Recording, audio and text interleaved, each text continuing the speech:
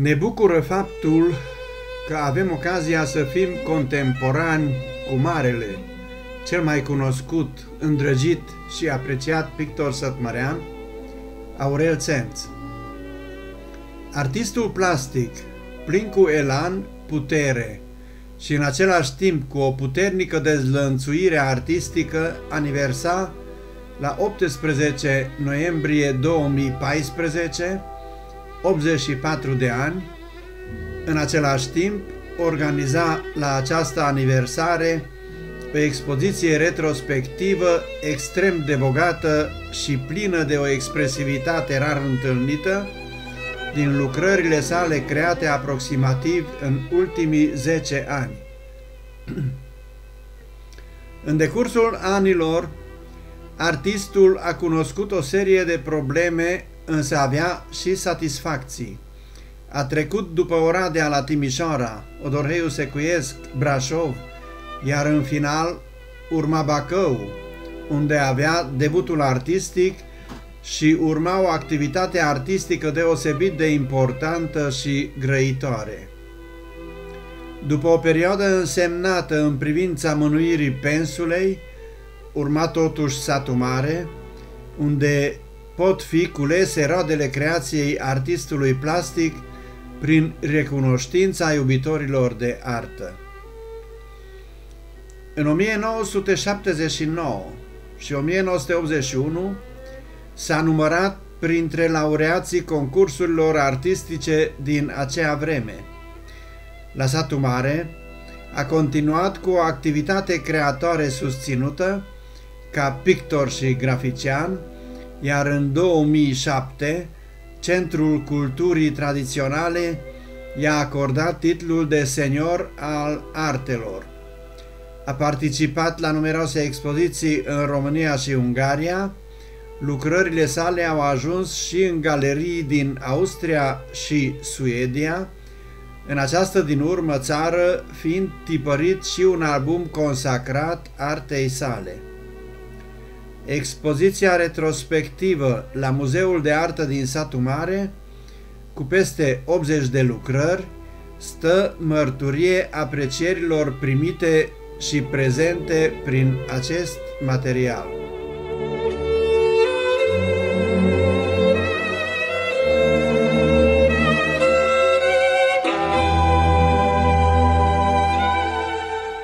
Importanța secolelor 19 și 20 în domeniul picturii universale a creat premizele și pe meleagurile noastre.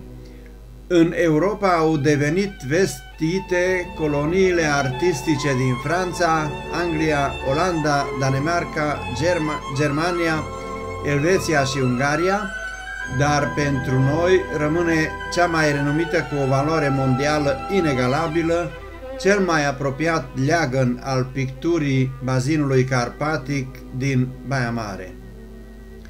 Școala de pictură băimăreană, întemeiată în anul 1896 de Holo și Simon, a devenit una dintre cele mai reputate colonii europene în care s-a păstrat continuitatea vieții artistice de la întemeiere și până în zilele noastre.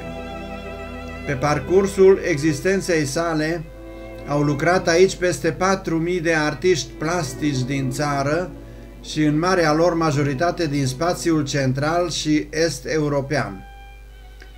Centrul Artistic Baia Mare, Muzeul de Artă, nu este unica dovadă a lucrărilor artiștilor care au lucrat în colonia Baia Mare, dar stă ca vie mărturie în fața admiratorilor, prezentând multe dintre cele mai autentice lucrări de la origini și până la creațiile prezentate de cei contemporani.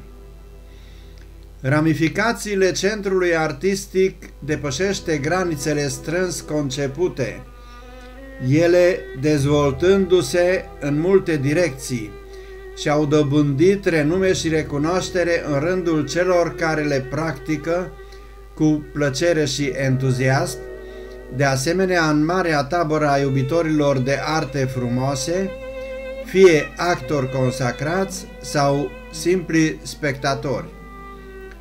Trebuie recunoscut că cei mai apropiați artiști plastici sătmăreni au participat trup și suflet la Baia Mare în diferite perioade de manifestare și au ajuns printre cei importanți și recunoscuți cu creațiile lor făurite prin influența școlii băimărene.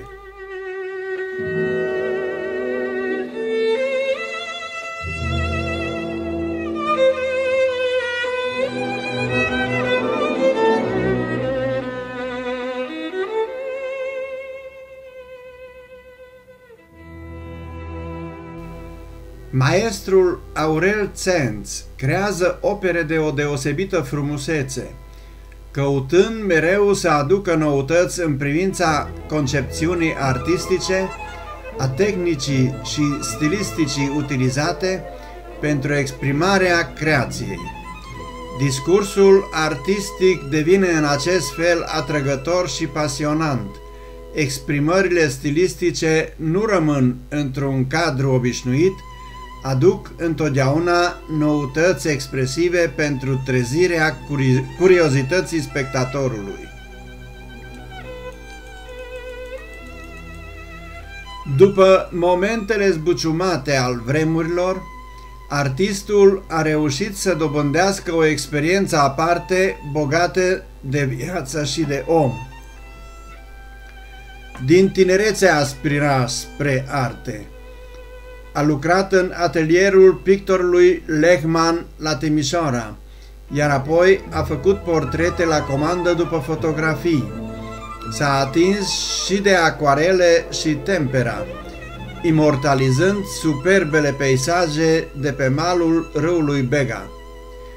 Setea sa de artă totuși s-a culminat în dragostea și aspirația spre scenografie, în decorurile teatrale splendide ce l-au condus spre Institutul de Arte Plastice Ion Andreescu. Drumurile încurcate ale vieții au făcut însă ca Aurel Țenț să obține diplomă de inginer, rămânând însă mereu fidel artelor, practicând fără ezitare și această îndeletnicire nobilă. A lucrat și cu maestrul Iuliu Moga de la Blaj. Din acea vreme debutează cu portretele fiicelor sale. Discursul artistic-vizual al pictorului arată o atracție deosebită spre exprimarea idilică, romantică, pictura interpretată spiritual. Aceasta stă deasupra celei realiste și a fost recent descoperită de artistul plastic, cu dorința perpetuării în care găsește o spiritualizare fără limite. În activitatea sa de creație, primordialitatea are o perseverență, pasiunea, talentul, mărturisește artistul. Acest motiv l-a condus de-a lungul anilor ca Țenț Aurel să participe la toate formele de prezentare posibile, fie expoziții colective sau personale, acestea aducându-i o colecție bogată de recunoștințe prin diplome. Taberele de creație, de asemenea, i-au însemnat variate forme de dezlănțuire în creativitate.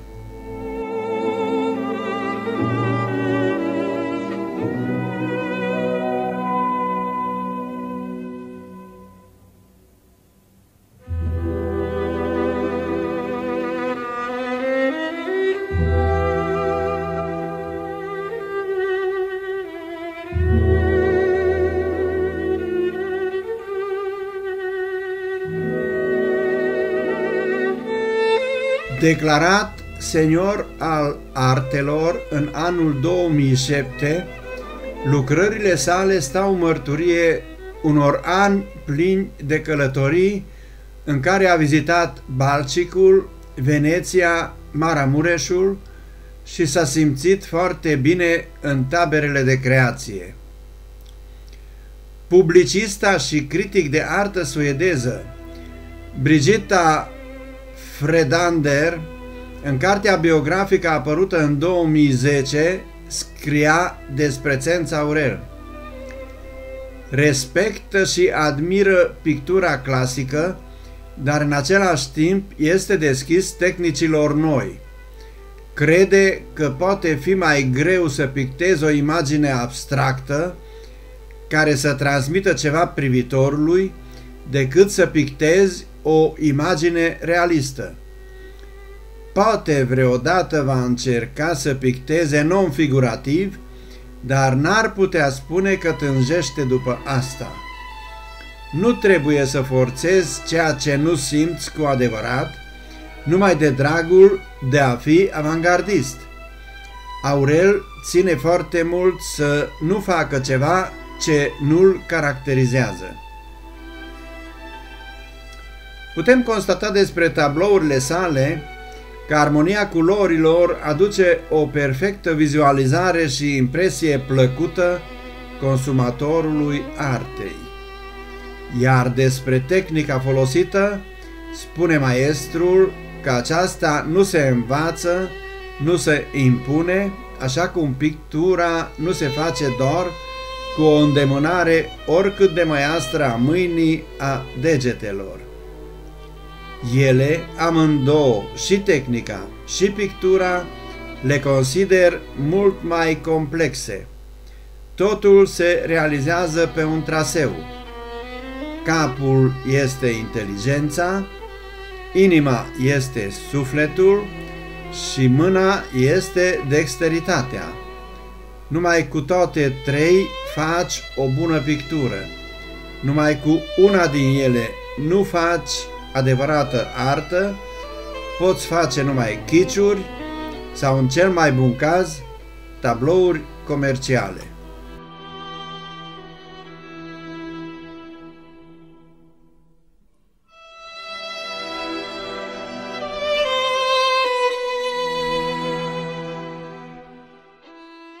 Îmi face o plăcere deosebită să evoc în cuvinte amintirile legate de întâlnirea unor personalități deosebite.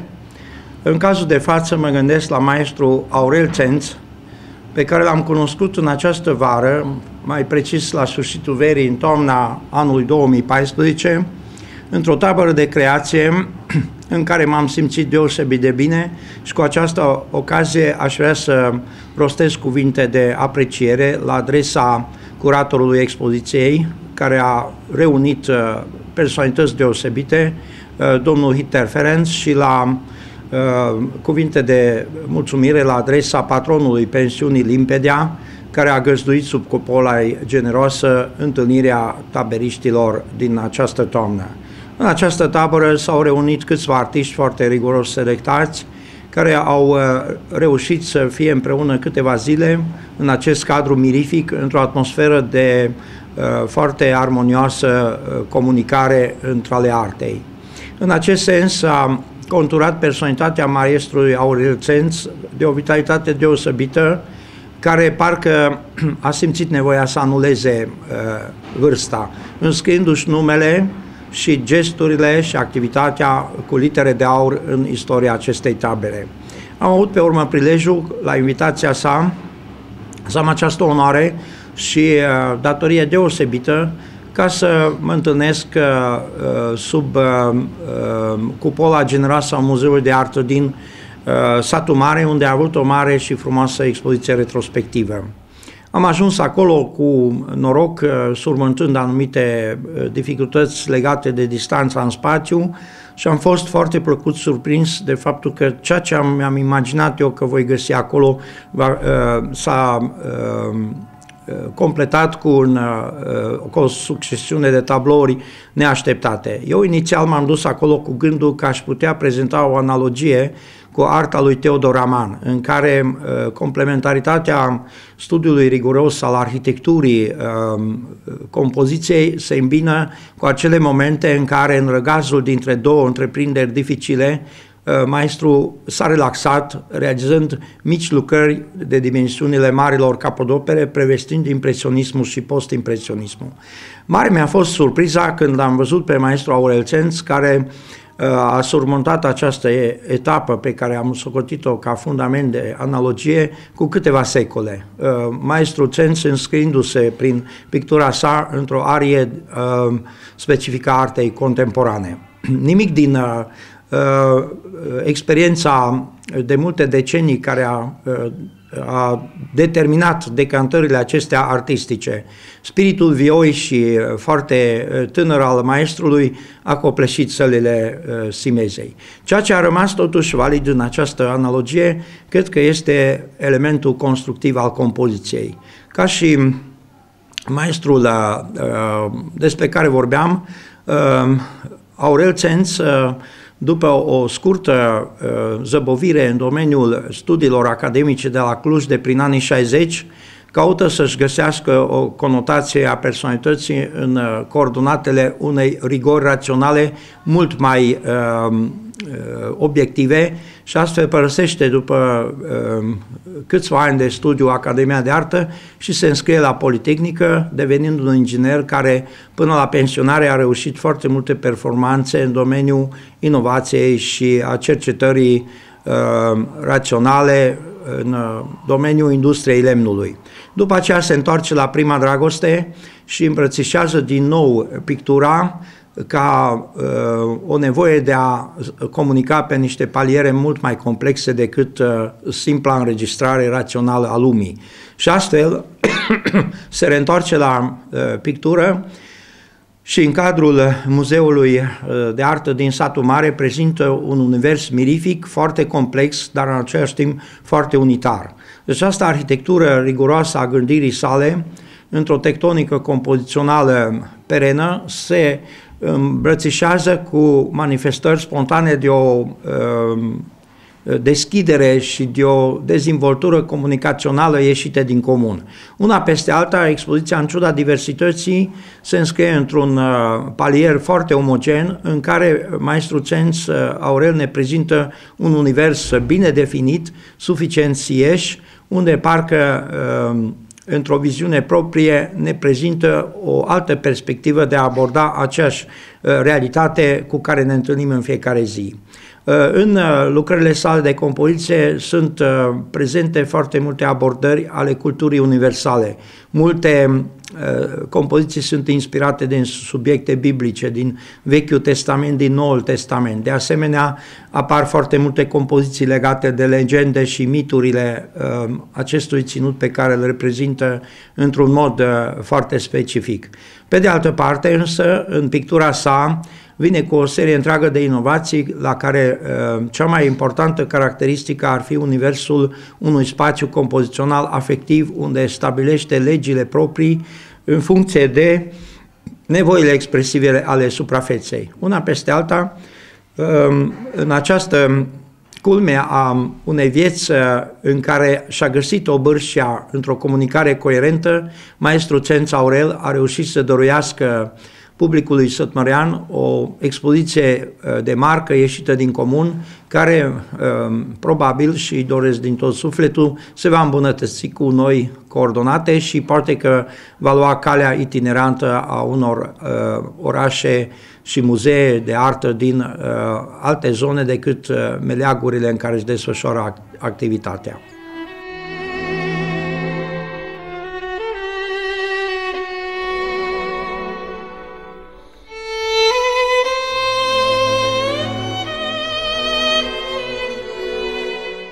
Mărturisirea artistului dezvăluie puritatea cu care se poate privi spre artă adevărată.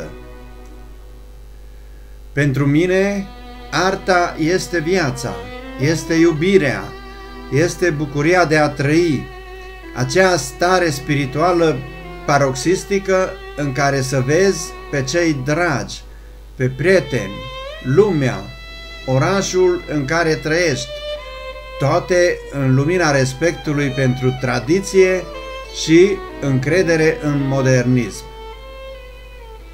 Cu ocazia expoziției aniversare, avem onoarea să ascultăm și alte opinii, mărturii ale specialiștilor, care au apreciat pe colegul lor contemporan, dar chiar și pe maestrul, cu o privire măreață în trecut și cu o curajoasă stăpânire de sine pe terenul sacru al artei.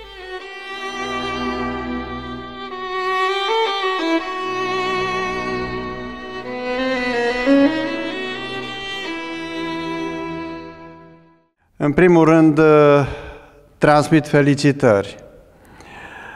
Felicitări pentru munca asta enormă care s-a depus în decursul foarte multor ani, deși aici nu vedem toți anii care au trecut într-un timp îndelungat, dar cel puțin ultimii 10 sau 10 și câțiva de ani sunt prezente aici prin aceste lucrări formidabile, într-un stil aparte, într-o varietate tematică deosebit de interesante, dintre care vă și spun de acum că m-a surprins și ați vrea să scoatem în evidență temele biblice, dar și multe alte teme care a preocupat pe maestru în decursul anilor cu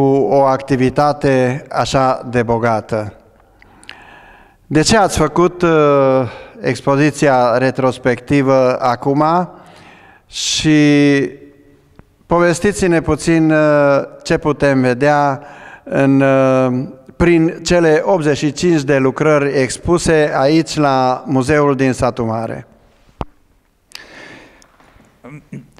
Domnul Hiter, înainte de a vă răspunde la întrebare, țin să vă mulțumesc din toată inima pentru că v-ați deplasat din Baia Mare, dumneavoastră un mare publicist, în special în domeniul artei, că ați făcut acest gest prietenos pentru mine. Suntem amândoi la Muzeul de Artă din Satul Mare, un lucru deosebit, pentru că 14 ani de când sunt în Satul Mare, nu am reușit, nici nu am intenționat prea tare când am văzut această interdicție că atunci când nu ai o diplomă pecetluită de la Facultatea de Arte, nu poți să expui. Așa că această expoziție și în special acest interviu îmi va face mare plăcere. Mă bucur. Să vă spun ceva despre expoziție. Sunt 3 săli, ați văzut, cu pictură și 2 cu grafică. Expoziția pare la început neomogenă, pentru că e totuși o retrospectivă, nu poate să fie atât de unitară și am căutat să le expun oarecum pe teme. Aici unde suntem acum și filmăm, sunt expuse, așa cum le-am numit eu, tablouri, portrete spiritualizate. Spiritualizarea, sigur că a trebuit să o încep cu marile genii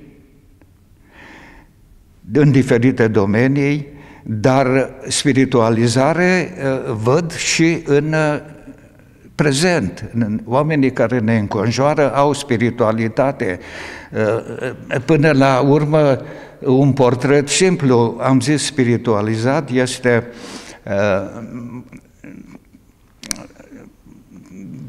din Baia Sprie, un fost miner din Baia Sprie, unde am fost în vara asta la Limpedea, la Baia Sprie și am făcut deci spiritualizare găsim la toate nivelurile. Totul este să ne gândim și să acceptăm această spiritualitate. Emil Cioran, care era un disperat în ceea ce scrie, dar a reușit să trăiască cu toată disperarea lui destul de mult. Portretul i l-am făcut reprezentat fiind pe un scaun așezat țeapăn, drept, cu puțin înaintea de morții lui. El, care era un ateu și nu credea în religie, în icoanele noastre, l-am pictat având în față o icoană, așa cum gândea el, nu bizantină, pentru că el era împotriva icoanelor bizantine. Apoi m-am gândit la Bacovia. Bacovia l-am cunoscut mai bine, mai mult, însă am un regret pentru Bacovia, așa cum am și pentru Van Gogh, că nu i-am citit în tinerețe. În copilărie nu puteam să suport poeziile lui Bacovia și mi-a trebuit mulți ani să mă maturizez, vorbesc artistic ca să pot înțelege.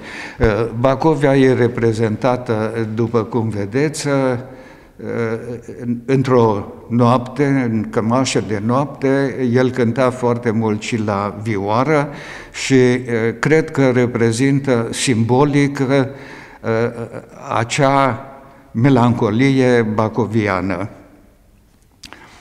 Despre Brâncuș, același lucru pot să spun, că multă vreme am zis, e prea simplu, nu mă interesează, până când am mai citit ceva despre el, am văzut un Brâncuș în realitate și am rămas uimit de frumusețea, luciul pe care îl avea, un luciu de aur, o pasăre măiastră a lui Bacovia. Deci, în realitate, sculpturile lui te cuceresc și sunt pline de spiritualitate. L-am făcut tot înspre sfârșitul vieții lui, deși n-a murit la Târgu Jiu, având în față coloana infinitului, el stând pe unul din scaunele mesei rotunde, iar după cum se vede, un scaun de piatră stă rostogolit, ceea ce înseamnă ce gândește fiecare. Da, da. Păi, haideți să mergem totuși la ceea ce am scos eu în evidență chiar de la început, imortalizarea, dacă se poate spune așa, a temelor biblice, care v-a preocupat într-un mod deosebit de interesant, așa cum apar acolo, într-o viziune proprie și oarecum lăsând și realitatea povestită în spatele fiecăruia. Cu temele biblice și lucrările prezentate în sala cu grafică, cu temele biblice, problema este chiar inversă. Dacă la Emil Cioran și Bacovia și chiar Brâncuș n-am înțeles din tinerețe, cu temele religioase este invers. Am crescut într-o familie religioasă și credeam tot ce se spune despre Iisus Mântuitorul, despre minunile Lui și atunci îmi puteam închipui, pentru că copil fiind, crescut în această religie, am înțeles învierea lui Iisus. Ei, multă vreme nu m-a mai preocupat Biblia, dar aici, în satul mare, având niște prieteni, am discutat mai mult probleme biblice, am citit ceva din Biblie și am rămas cu o oarecare îndoială cât este realitate în aceste episoade din Biblie și cât este adevăr, și pe măsura înțelegerii mele am încercat să redau episoadele cele mai bizare, să spun, din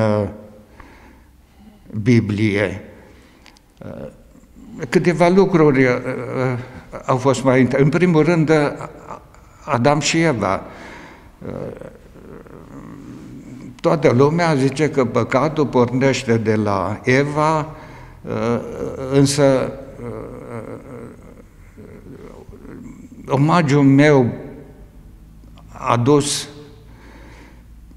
feminității m-a făcut să mă gândesc, de ce numai Eva este de vină și Adam putea să refuze mărul și să nu. Deci, în aceeași măsură sunt vinovați amândoi și m-am dus mai departe cu ideea asta și am citit, sau pe internet am văzut că actualul papă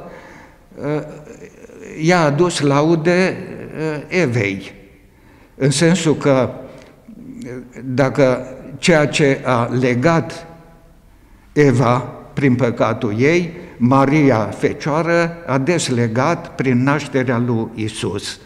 Și acest episod l-am realizat în două lucrări, Adam și Eva și păcatul și mântuirea. Din temele biblice poți să faci o sumedenie de lucrări, sunt atât de bogate încât cred că am prins numai o parte dintre ele. Dar ceea ce mă surprinde este că aceste lucruri bizare, uneori pline de păcat, au fost făcute sub ochiul lui Dumnezeu. Și mă întreb și acum, de ce Dumnezeu a admis Cain să-l omoare pe Abel și așa mai departe? De ce a admis trădarea lui Iuda sau îndoiala apostolilor? Probabil că dacă o să mai am timp, că sunt cam pe la sfârșitul timpului, o să reflectez poate altfel despre. Deocamdată am realizat aceste lucrări cu toată sinceritatea și fără să șochez pe nimeni. Este înțelegerea mea actuală a ceea ce scrie în Biblie. Da, fără să mai fărămițăm, vreau să spun că sunt foarte multe alte teme păsimeze și la fel s-au auzit foarte multe cuvinte de laude cu ocazia vernisajului. Așa, la viața de fiecare zi, referindu-vă, ce v-a prins totuși mai adânc, mai aprofundat în domeniul creației dumneavoastră personale? Nu vreau să încheiem interviul nostru fără a arăta o problemă. Multă vreme am fost cucerit de Jugendstil, de Art Nouveau, felul în care această mare mișcare a reușit să ne apropie mai mult materialul față de ideal, pornind în toate domeniile de artă, în mobilier, în construcții. Jugendstilul s-a impus foarte bine și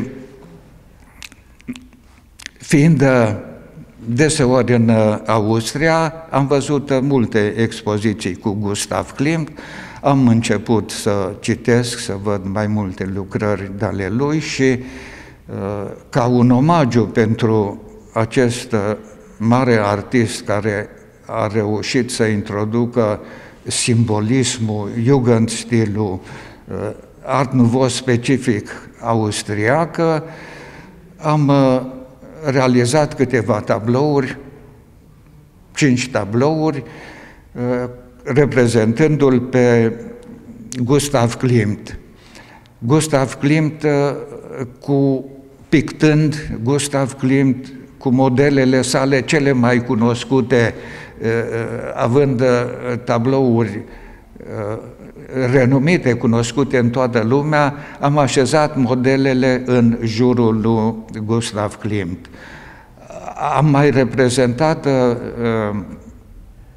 un tablou cu Gustav Klimt între cele două săruturi, l-am numit. Ce reprezintă cele două săruturi? Unul este sărutul pictat de Gustav Klimt, iar celălalt este sărutul pictat de Fernando Hayez.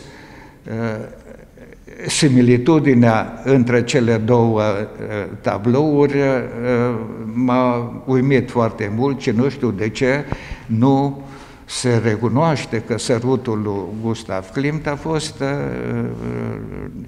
a fost făcut după Fernando Hayez. Și dacă Gustav Klimt și-a permis o prelucrare a sărutului lui Fernando Hayez, mi-am permis și eu, am luat îndrăzneala să fac sărutul oșenesc, în care, tot în genul klimtian, am respectat sărutul lui Klimt, însă personajele le-am îmbrăcat în haine oșenești. Ar fi multe de spus, totuși propunem să punem punct și să mai lăsăm să vorbească și alții, urându-vă în primul rând multă putere de muncă și multă sănătate, să mai puteți picta tablouri celebre ca și cele care le vedem aici acum și să mai aveți și expoziții, pentru că tablourile dumneavoastră sunt excepționale și extraordinar de frumoase.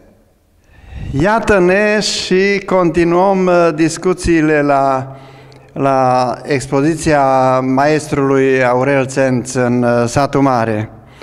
Pictorița prietenă, de fapt colegă cu maestru și la expoziția retrospectivă din anul 2014 a fost prezentă și aș fi curios să o întreb câteva aspecte de ce îi plac picturile domnului Țenț și cum vede aceste picturi. Pe domnul Aurel Țenț, pictorul Aurel Țenț, îl cunosc aproape imediat de 15 ani.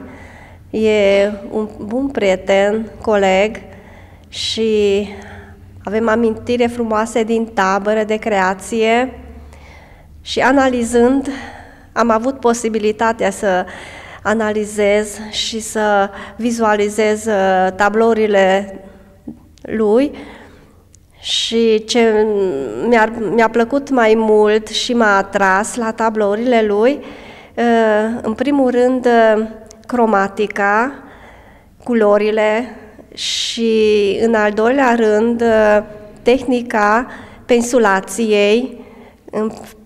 Îmi place foarte mult cum vibrează lucrarea lui și vibrația aceasta, deci pensulația dă o mișcare, o viață tablourile lui. Asta care în primul rând mă afectează sau îmi place. Așa. Și expresivitatea formelor și compoziției e extraordinar și e foarte greu să îmi aleg un tablou deci toate tablourile sunt bune și într-adevăr e un maestru și am avut ocazia de-a lungul anilor ca să observ că este și o dezvoltare și sentimentală, că au apărut și niște tablouri biblice, cu teme biblice și să nu uit ce mi-a plăcut, îmi place foarte mult la domnul Aurel, îmi place foarte mult cum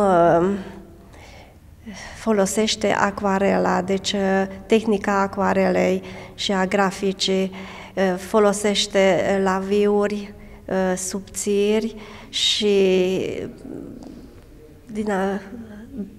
deci laviurile acestea sunt într-adevăr dă de un profesionalism în pictură și e extraordinar.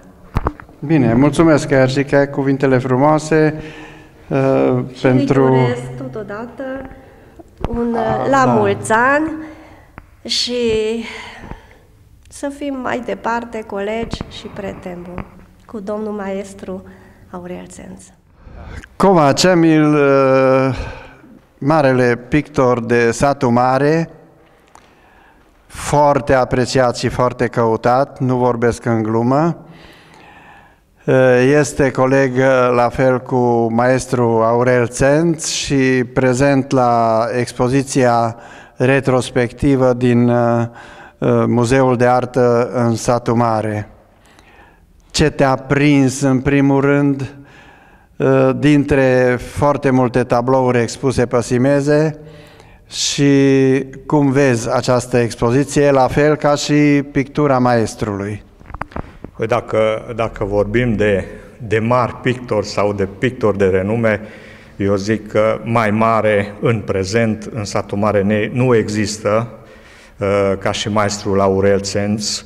Nu zic asta din prietenia care o avem între noi, ci cu toată seriozitatea pot să-l apreciez pictura dânsului și pot să apreciez și pictura prezentă, care expoziție foarte, foarte completă și dă o selecție de elită din lucrările maestrului Aurel Țenț.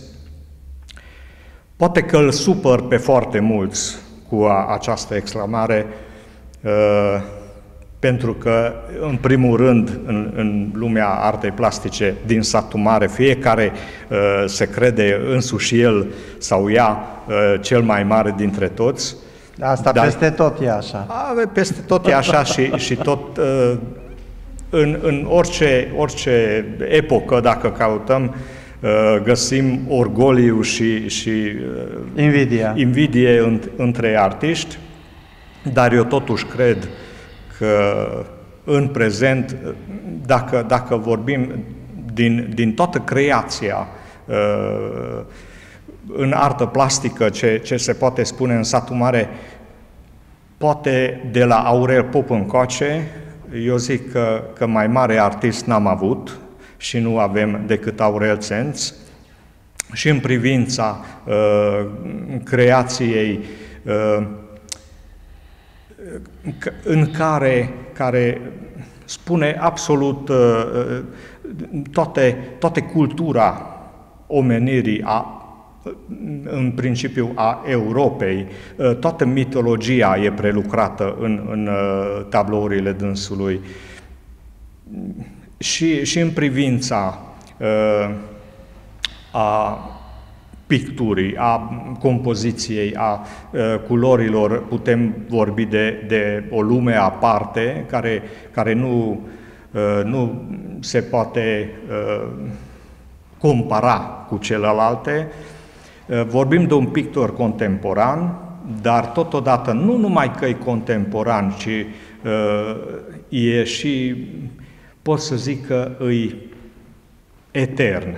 Pot să zic că e valabil pentru toate perioadele din artă plastică, din istoria artelor plastice și, cum v-am zis, prelucrează toate mitologiile prezente în cultura noastră, de la temele biblice spre creațiile literare, toate sunt prezente în tablourile lui și eu cred că e o mare pierdere celui care n-a vizitat această expoziție, că pierde foarte mult, că așa ceva nu se întâmplă oricând. E un eveniment extraordinar în viața artistică sătmăreană și nu numai, deci în zona aceasta a țării.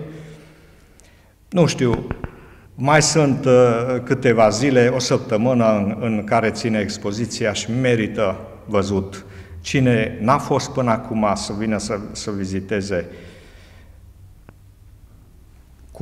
cu toată inima recomand pentru toată lumea. Da, eu mă bucur foarte mult pentru aceste aprecieri, pentru că așa sunt, așa spun și alții și nu este numai o laudă simplă la adresa maestrului, este un adevăr care trebuie luat ca atare și aprecierea este valabilă pentru acum și pentru totdeauna.